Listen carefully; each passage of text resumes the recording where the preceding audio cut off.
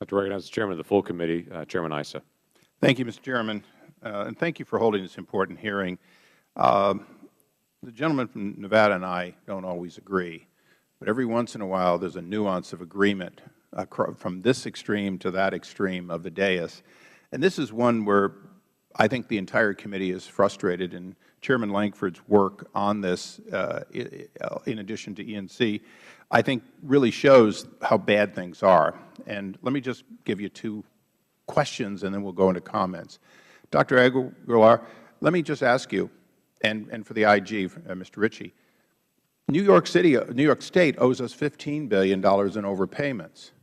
They flat billed more than the CMS maximum for Medicaid, and we held hearings on that more than a year ago. What have you done to get $15 billion back? Well, in fact, you're sending out hordes of people to harass doctors with a less than stellar success rate of success and accuracy in the audits. What have you done to get back from a State that knowingly billed far greater than the rate? And it's $15 billion. It's 10 years' worth of your recovery. Any answers?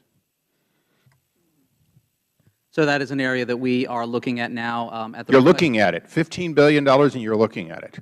At the request of the committee, we are currently taking on an evaluation of New York State. We're waiting to get the findings and then release the results, after which time I think we can have a conversation about how to proceed. The newspapers make it abundantly aware. The numbers speak for itself because they're hard numbers of what was sent out versus the maximum allowed in law, and you're looking at it more than a year later. Sir, I think these evaluations do take time. They are rigorous. They're designed to be rigorous. Oh, they do. Do you know how many doctors have had to stop their practices and answer nothing but questions because you take their money and then they try to get it back? Isn't that correct? I wouldn't characterize it as stopping their practices during. No, I'm telling you the doctors in some cases have to stop their practices because the audits for small practitioners are incredible detail, and they don't get their money back until they prove their innocence through the process. So let me go through this again. You have the right to stop payments to New York State based on a good faith belief they got over $15 billion. And then they can spend legions of time trying to argue why they should get to keep far more than they were supposed to receive, couldn't you? I'd have to look into whether or not we have that authority, sir.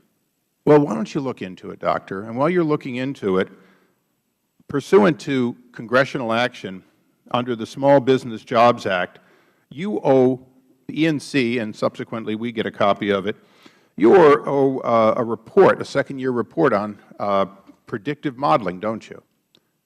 Yes, we do. And you voted since October. I believe the report has actually been due since earlier this year, but I take your point. No, you don't take my point. We just did away with a whole bunch of reports by congressional action, ran it through the House. It's over. I think the Senate may have already acted on it, because we do ask for reports we don't always need. But they didn't just ask for this report. We ordered the executive branch to deliver it. It is extremely important because the kinds of things that the gentleman from Nevada were talking about, auditors going out half you-know-what, being wrong, and on appeal often being dramatically overturned, even to $0 in some cases after physicians and clinics go through a great process, much of that would go away if your predictive modeling went and looked for the fraud where it was most likely to occur. Mr. Ritchie, are you concerned that Chase Manhattan can see your credit card perhaps being misused and calls you, but the organization that you're auditing has no such capability? Yeah, that's definitely a concern. I mean, we do think that the fraud prevention system has taken steps and shows promise. I know, tying to the other question with our RAC work, one of the things that CMS does when they look at the RAC audits is they identify vulnerabilities. If there's cumulative issues over 500,000, and they need to address those vulnerabilities and then assess them. So one of our recommendations was to fully do that, because we had found, once they identify and recover overpayments, you need to set up the safeguards to prevent them from occurring in the future so you don't have this problem.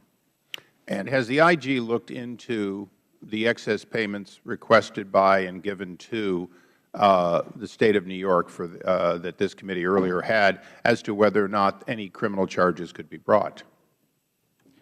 I'm not aware of that. I don't believe we've looked at criminal charges. I do know that we have. But they knowingly overcharged more than the maximum. And then they cross-funded that payment to other services not even covered by CMS in many cases. So the question is it worth taking a look to see whether or not the threat of criminal just might get New York to return $15 billion in excess payments, 10 times what your audits that we're talking about here today in part are revealing? Personally, yes, I think it's worth it. I'm not the enforcement person, but my office and audit, we've done a whole series of audits in New York that we've shared with the committee, and I can go back to the office and talk to our investigators about this and our counsel and look into it. Okay. Well, Mr. Chairman, I appreciate you giving me a little extra time. I will say that I'm deeply concerned that reports required by Congress that ultimately are necessary in order to improve the system are clearly done, but are being held back so they can be sort of looked at again and again. This is the politicking of releases.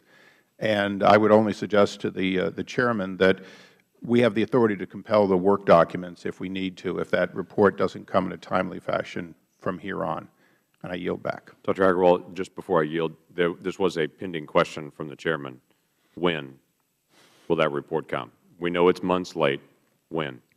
So as you know, the Small Business Jobs Act requires us to not only produce a report, but to have the results certified by OIG. We are in the process of working with the OIG to achieve that certification. That is taking some time. I hope to release it as soon as we can.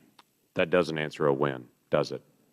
I cannot give you a specific time frame right now. Can you give me, is it a week or is it a decade? It's less than a decade, sir. How what much I can less? tell you, what I think is this is a report all of us want. It matters to all of us because it deals with what we're all dealing with providers, trying to shift us to where we all want to go. Right. When? Is it a month? Is it 2 months? This is a simple question from the Chairman. When? I cannot give you a specific date. However, I think what's important for the committee and for the American people in public transparency is that we not only release a report, but that we release it with certification from the IG so that people can trust the numbers and base future decisions upon a certified report. I think the importance of that is clear, so we are working to achieving that. Mr. Chairman, only because the doctor did say public transparency would be releasing all of the work documents that show the reason for the delay, the discussion, the political correspondence, the loop to the White House that occurs on each of these reports. I rather doubt we'll get that transparency. We want to have that. Mr. Chairman, will you yield? I would yield. Doctor, it's a pretty simple question. If you can't give us a precise date, is it 3 months? Is it 6 months? And what's holding it up? As I mentioned, again, we are working closely with the Office of Inspector General, as required in the law, to try to achieve certification for this report. I think the importance of that is very clear, so that people can not only get a report, but can trust the numbers that are in the report. We're not stupid up here. We understand when people are trying not to answer a question. So if you would be kind enough to answer the question. Is it 3 months away? Is it 6 months away? And what's holding it up? I cannot give you a specific date. The reason I cannot is because it's a process that is being worked in collaboration between CMS and the Office of Inspector General. Well, you can give us a precise date. You need to maybe ask someone else, but we expect to know. We have the right to know. If there's a problem holding it up, we have a right to know what's holding it up. It isn't an issue of holding up the report, Congressman. So you have a draft report that is complete. Is it just being agreed to by various parties that then makes it available to be released?